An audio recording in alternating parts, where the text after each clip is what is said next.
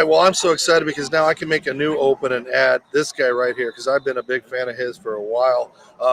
He was a longtime punter in the NFL, and he's turned talk show host. And he's got probably one of the most biggest podcasts, I think, in the country because he's getting guys that won't open up to the media lunks like us and ESPN anymore. And then they have to take his stuff begrudgingly and air it and get permission to run it on ESPN. So we know how that works. But the legendary Pat McAfee joins me. And, first off, let me get some of your statistics out of the way. As a passer, 1 for 2 for 35 yards, right? 25 tackles, 21 solo, and 2 rushes for 18 yards, including the long of 18 yards. So you can always talk about the punting stuff, but wanted to be quarterbacks and running backs as Pat joins me here for a couple of minutes. And Pat, it's interesting to watch you on TV, but it's more dynamic in person to watch you, your crew, everybody, and then the fans. I mean, how do you attribute this? You're a punter, so everybody hates punters, and now everyone loves you. It's just awesome. Well, I appreciate that. Thank you for having me on, man. And getting a chance to meet you through this week has been awesome. And thank you for waiting around here this glorious Friday for me to stop by. I apologize. It's taken me so long. It's been a crazy week. It's been a busy week. It's been an awesome week, and we're very lucky to be here. And it's been cool getting a chance to watch you guys work here. I came from the soccer community. So I played soccer. I'm from Pittsburgh, the East Coast of Pittsburgh, in Plum. And Pittsburgh's a football town. So I grew up playing football in the streets, in the backyards. I knew football well, but I was a soccer player because I had ADD, and I literally spent my entire childhood kicking a soccer ball against the side of my house. So, I didn't play video games. I didn't watch movies. I never seen a Disney movie. I don't play any video games. I literally used to just run the streets and then kick a soccer ball off the side of my house. So soccer was supposed to be my bread and butter, but I had friends in all sports. So when I started playing football my junior year of high school, I played soccer as well. I never understood the cliche about kickers and punters because all my friends on the football team I was friends with, and I felt like, I'm 6'1", 225, pretty athletic. I feel like I come from an area that knows football pretty well. So I understood that whole narrative was something, but I never got it. West Virginia had a lot of friends. NFL was lucky enough to have a lot of friends. So, and Adam Vinatieri was my teammate. So I don't think the position really matters. I think it's the human in there. But definitely being a punter, you understand that when your team's down 21 in the fourth quarter, there ain't a damn thing you can do. Okay? So I am watching along just like everybody else. And I think that is my perspective. I had a front row seat to a lot of things that I think a lot of people would dream to do. I obviously understood my role was much lesser than a lot of other people, and I've always been a diehard fan. So it kind of just all tied together, I think. And I was lucky to be a punter because, the only place you get booed for going on the field is at home. Everywhere else I get cheered. So it's been a pretty cool thing. Very, very lucky and very, very thankful for the people around me.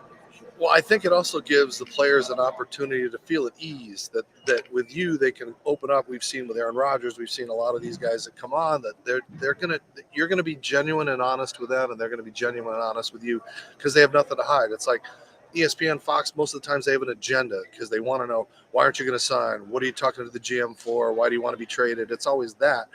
And you talk about life, movies, politics, things that have nothing to do with football, and I think they like doing that a little bit. Yeah, well, I try to stay away from politics because I don't know a damn thing about it. But obviously, we get thrusted into that. I mean, this year, I was on every pundit show in the world, and there was a lot of translating tweets from around the globe, and they were all saying bad things about it. You know what I mean? So I didn't know that we were going to get into that, but obviously, anytime you have the MVP on your show and also the world's biggest issue, and they combine into one, and you're the doofus in the tank top on the left side of the screen, there's a chance that you're going to take some ricochet shots. But I think, for me, honestly, I understand there's different styles of interviewing. I understand there's different ways to go about doing things.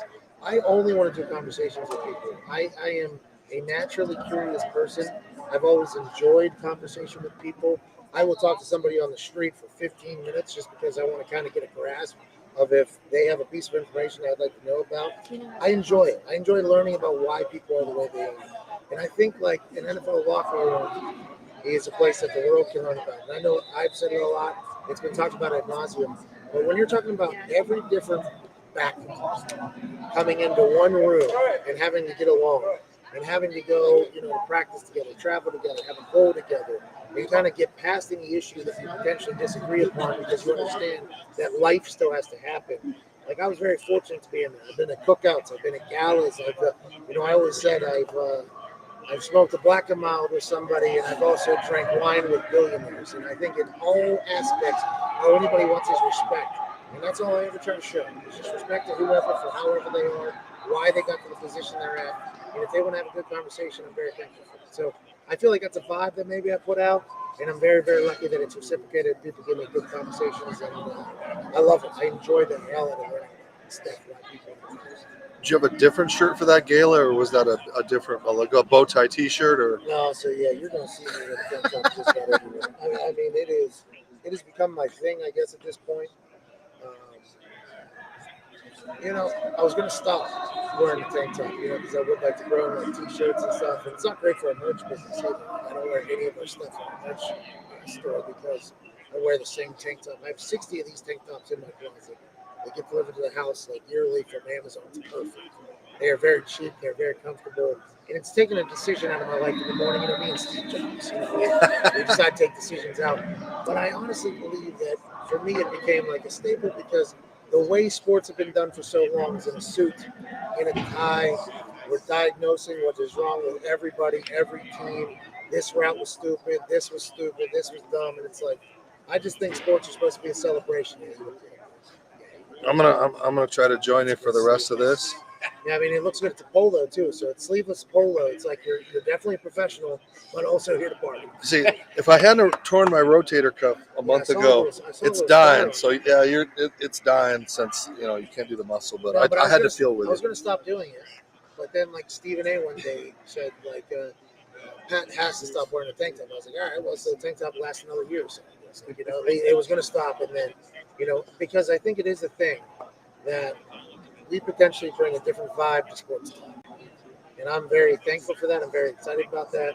I think everybody else has done a great job in doing what they do, but I'm okay being the doofus who wants to celebrate sport in a tank top. And, it's worked out thus far because the people we have around. But the fans are your fans. I mean, it's like you get fans that are just real blue collar people that work hard for their money, and they're turning to you because you're almost their spokesperson. Because here's this guy, just a normal guy, punted for a while, and now he's got this cool show, and we're just kind of hanging out. Well, I think, and I appreciate that. That means a lot. And when I was in the NFL and I was tweeting, I got a lot of if I had a brother that was in the NFL, or if I had a friend that was in the NFL, this would probably be the guy. And I'm very fortunate to come from where I come from, with the parents that I come from, and I've got a chance, obviously, to experience a lot of things. But I don't want to say I've never changed because I think you should change. I think you should evolve. But I've pretty much remained the same person I've been since high school.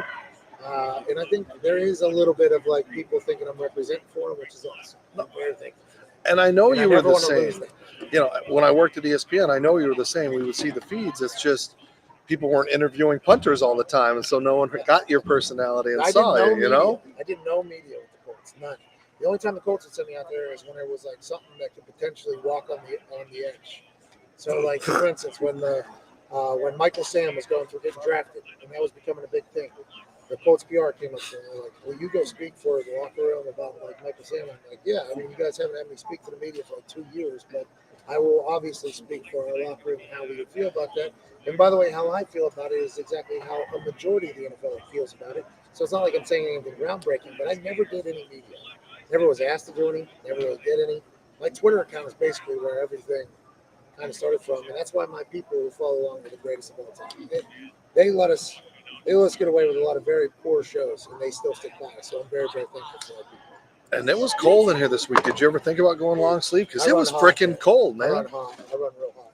That's it was good. Hot in here. Yeah. Oh, I'm freezing. I'm still freezing. But yeah, I'm going to finish up. He's from Michigan. He was asking for a hoodie and a blanket. I mean, the boys got soft. But yeah, I run hot, so it's been beautiful.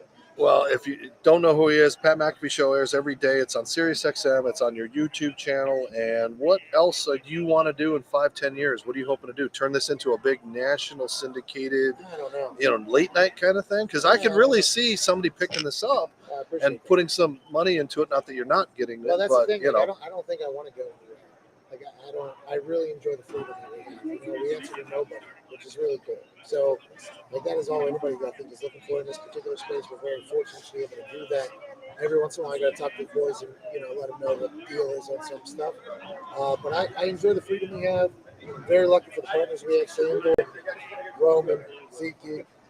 5 Hour Energy. We have like 5, 6 others. We have a merch business. I honestly, I'm very content with what we're doing right now on YouTube. If we're able to get NFL rights, okay, that'll be cool. That might be coming in next season. Maybe you've pissed them off too much. No, the NFL is always like this. It's always the executives in the suits that have no idea what we're going to do. But sometimes you're that communication, or you're getting those points out there that the suits are seeing. Yeah, well, this has been my issue with suits. They know that I'm popular, but they have no clue why. So, they'll, hey, we heard your next big thing, blah, blah, blah, or whatever. It's like, very nice to meet you. They're like, this is what we think you should do. And they're like, yeah, we'll give you an opportunity to be on our air, 20 times, and we'll pay you $250 per time. It's like, well, I apologize. That is not a dream anymore. I am on YouTube and I run my own business. So I think the game is changing. And I'm very okay being one of the people that is kind of out there doing it. But there's been people before me that have made a lot of money on the internet. And I'm just trying to do my thing every day. That's it. Literally just trying to enjoy it every day. 5, 10 years, who knows? I might be a professional golfer. But what about that hobby of yours, wrestling? Are you still doing much with that? Or, Tonight's the first show I'm missing. I'm like very, very bummed I'm missing it. The plane wouldn't have been able to make it in time from here to Louisiana where they're at for SmackDown. But yeah, I enjoy the hell out of that. I enjoy doing that. It literally I just do whatever we enjoy and whatever we like. It's kind of a fun life, fun existence. You were the 2020 Rookie of the Year in one of the wrestling circuits, and I mean, so do you want to get back in there, or do you want to be part of the plot lines? I mean, where do you see this going? Yeah, it's very interesting. And I was asked this actually by a wrestling fan over there.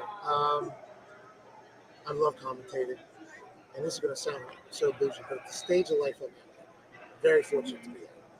I don't know if I have the willpower to commit to getting back into the shape that you should be in if you're going to take up a spot on a pay-per-view or on a show. Because there's a lot of people in wrestling that have worked their asses off at bingo halls making no money, hoping to one day get into a show. So if I'm going to get a spot on a show or in a match or on a pay-per-view or a premium live event, like I would have to be all in and do it. I don't know how much more that I got in it. This is a much different man than I was just a year ago, let alone whenever I was 18, 20, 22, 30. And also, I'm enjoying commentating as well.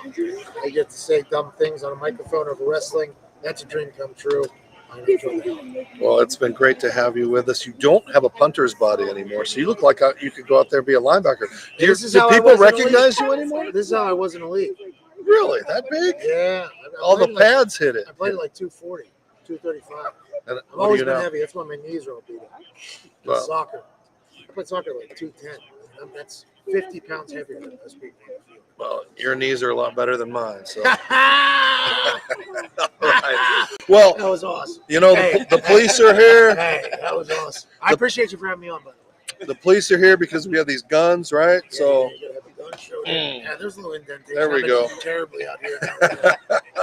Save the best for last. It was awesome to have you again. What you did for the students at Quinnipiac, what you're doing for everybody, and just giving the fans a sense of some real. That's what it's all about. Well, I think you were doing the exact same, and I appreciate you for having me. All right, Pat McAfee. Hopefully, I'll see you tonight at the Gronk party. I don't think so. No? All right. No, You're going to church? Like a great party. You're going to church? No, I'm going to nap. I'm going to host like a 4-hour thing tomorrow, and then we're live on Sunday. I mean, I don't want to say I'm puttering to the finish line. There is low on fuel. Dude, you've been live every time I get here at 7 a.m. You're here, and you're leaving now 4 or 5 o'clock thanks to me. So I appreciate your time and sticking around for us little people. No, that is not the case. I'm very lucky to be here. No, I'm literally a little people. So. I don't know how you sit. I mean, you can change that. But the opportunity to do this and getting to meet everybody this week has been really cool. And I've been very thankful because, I just assumed all media hated us. Because a lot of blue check marks have been attacking us during quarantine and COVID. So getting here and meeting a lot of people and actually having conversations has been awesome, has been very cool, and you have been incredible all week. So I appreciate the opportunity Thank you. to come over and chat with you guys. All right. I can't wait to be on your show So I someday. was going to say, we got to do that this offseason. Sorry for the interruption whenever we were screaming. I loved it. And in fact, I turned the table yesterday with Buffer, so I don't know if that ruined it for you guys. So, Made it better. all right. I appreciate you guys. Legendary Pat McAfee, a broadcaster, punter, Go. everything. Go Bobcats, right? He's going to be in it. That's going to be in his indelible memory for life now. So, Absolutely. all right. I appreciate you. Thank you, brother. Pat McAfee joining us. This is our final live shot for the week. We've done our best to provide commentary, fun, tears, laughs, all those kind of things. My 26th Super Bowl, my first with the students from Quinnipiac University. We hope to make this a tradition. Next year in Arizona, I get to go to my home state where we hopefully will have a lot of people on Radio Row like we had this year. So thank you again to our sponsors, Pro Stance. If you haven't checked out these things, the rubber ones are available. That's prostance.net. You put these in place and the kids can hit a baseball and do all kinds of things. And of course, we've got the regular ones. It's at prostance.net. This is an amazing teaching tool for the kids. Thank you to Rob and John for all week taking care of me, helping me out, using backup, being all that. And of course, my students at Quinnipiac putting out amazing content by students that looks like it could air on any network. So that's what we're doing with Ability Media, changing lives and being that voice. Those voices for the disability world that don't have that voice will continue to do it. Q30 putting out some great stuff, and of course the Disability Channel giving job opportunities up there in Canada to everyone around the world. So for the last time from Radio Row at Super Bowl 56, this is Dave Stevens saying good night and watch that Super Bowl game this Sunday.